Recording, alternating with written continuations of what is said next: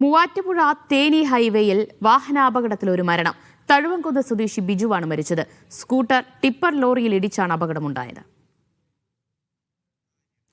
ആര്യ വിനോദ് വിവരങ്ങൾ നൽകും. ആര്യ, എങ്ങനെയാണ് അപകടം ഉണ്ടായത്?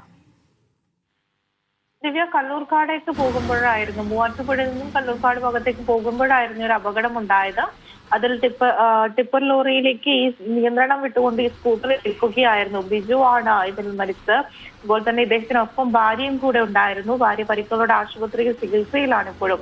ഒരു റോഡ് നവീകരണത്തിന് ശേഷം ഇവിടെ വിവിധ അപകടങ്ങൾ നിരവധി ദിവസങ്ങളിലായിട്ട് നടക്കുന്നുണ്ട് എന്നുള്ളതാണ്. ഉടനെ ബിജുവിനെയും ആശുപത്രിയിൽ എത്തിച്ചിരുന്നു നാട്ടുകാരെല്ലാം ചേർന്ന്. എന്നാലും ജീവൻ രക്ഷിക്കാനായിട്ടില്ല. ബിജുവിന്റെ മൃതദേഹം ഇപ്പോൾ മൂവാറ്റുപുഴ ജനറൽ ആശുപത്രിയിൽ സൂക്ഷിച്ചിരിക്കുകയാണ്. കല്ലൂർക്കാട് പോലീസും ഫയർഫോഴ്സും സ്ഥലത്തെത്തി നടപടികൾ സ്വീകരിച്ചിട്ടുണ്ട്. ശരി, വിശദാംശങ്ങളാണ് ആര്യ വിനോദ് നൽകിയത്.